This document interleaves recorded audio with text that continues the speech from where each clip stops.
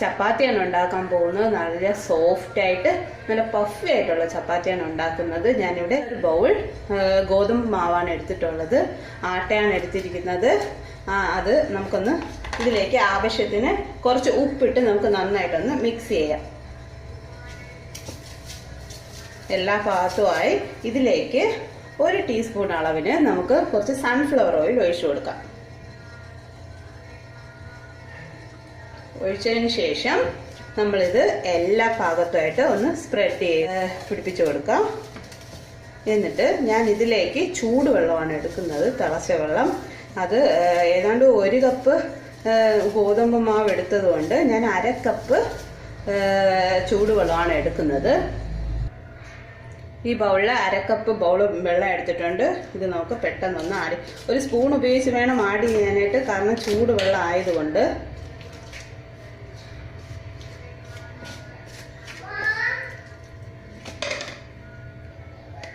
നമ്മൾ എല്ലാ ഭാഗത്തും നമ്മൾ 1/2 കപ്പ് വെള്ളം നമ്മൾ ഒഴിച്ചിട്ടുണ്ട്. ഇനി ഇത് ഏതാണ്ട് ചെറിയ ചൂട് മാറിക്കാണ്. നമുക്കിനി ഇത് നന്നായിട്ടൊന്ന് കൈകൊണ്ട് മിക്സ് ചെയ്തെടുക്കാം.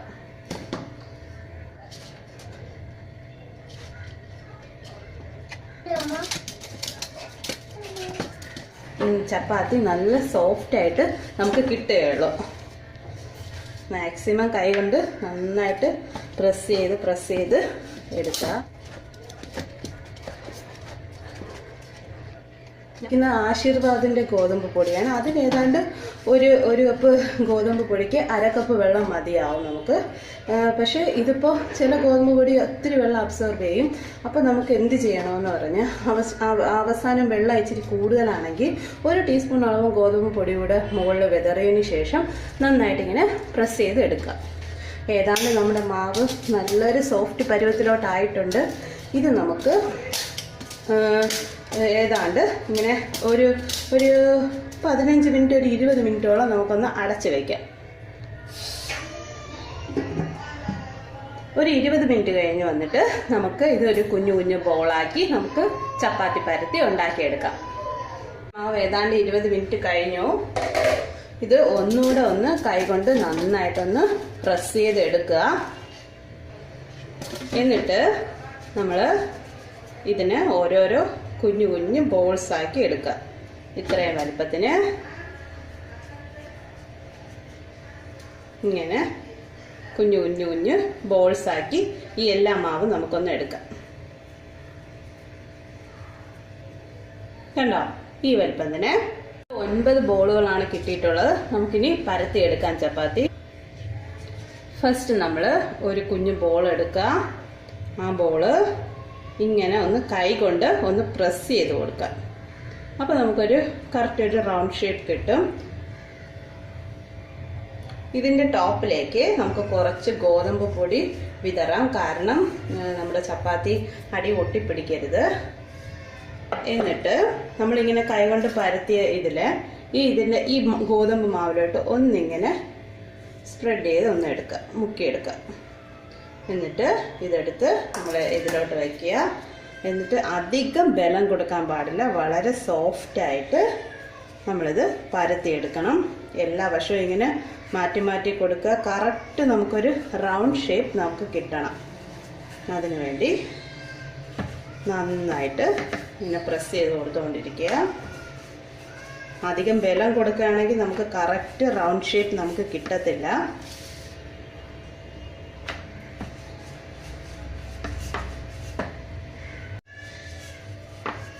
എല്ലാ വശവും നന്നായിട്ട് പരത്തുക. ചിലപ്പോൾ ചിലർ പ്രസ് ചെയ്യുമ്പോഴേക്കും നടുവിൽ മാത്രം ഇങ്ങനെ ഒത്തിരി ഇങ്ങനെ പ്രസ്സായിരിക്കും, അറ്റത്തൊക്കെ നല്ല കട്ടിയായിരിക്കും. അതുകൊണ്ട് എല്ലാ സൈഡും നന്നായിട്ട് ഒരേ അളവിന് വേണം നമ്മൾ നന്നായിട്ട് പരത്തിയെടുക്കാനായിട്ട്. ഏതാണ്ട് നമ്മുടെ ചപ്പാത്തി ഇവിടെ റെഡി ആയിട്ടുണ്ട്. നോക്ക്, കണ്ടോ?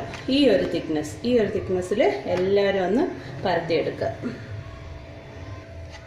ഇത് ഞാൻ ഈ പ്ലേറ്റിലോട്ട് മാറ്റി വയ്ക്കുകയാണ്, കാരണം എല്ലാം ഒന്ന് പരത്തിയതിന് ശേഷം നമുക്കൊന്ന് ഉണ്ടാക്കിയെടുക്കാം. ഞാൻ എടുത്ത് അടുപ്പത്ത് വെച്ചിട്ടുണ്ട്. ഒരു മീഡിയം ഫ്ലെയിമിൽ നമ്മൾ ഇട്ടാൽ മതി. ചപ്പാത്തി നമുക്ക് അതിലേക്ക് ഇട്ട് കൊടുക്കാം. എന്നിട്ടൊന്ന് റൊട്ടേറ്റ് ചെയ്ത് കൊടുക്കാം. എന്നിട്ട് ചെറിയൊരു ചൂടായതിനു ശേഷം ആ സൈഡ് മറിച്ചിടുക. നമ്മൾ ഒരു സൈഡ് ഇങ്ങനെ വേകുന്നത് വരെ വെയിറ്റ് ചെയ്യേണ്ട ആവശ്യമില്ല. ഇത് ചൂടായതിനു ശേഷം നമുക്ക് ആ സൈഡ് മറിച്ചിടാം. ചെറിയൊരു കുമ്പളകൾ കണക്ക് വരുമ്പോഴേക്കും നമ്മൾ ആ സൈഡിലൂടെ ഒന്ന് മറിച്ചിടുക. നന്നായിട്ടൊന്ന് എല്ലാ വശത്തേക്കും ഒന്ന് പ്രസ് ചെയ്ത് കൊടുക്കാം. നമുക്ക്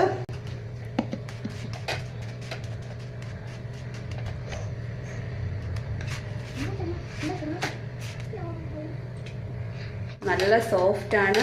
ഞാനിത് കാസറോളിലാണ് സൂക്ഷിക്കുന്നത്. അതിൻ്റെ ചൂടൊക്കെ പോയതിന് ശേഷം ഞാനത് അടയ്ക്കത്തുള്ളൂ. നമ്മുടെ ചപ്പാത്തി റെഡി ആയിട്ടുണ്ട്. നമുക്ക് കാസറോളിലോട്ട് മാറ്റാം.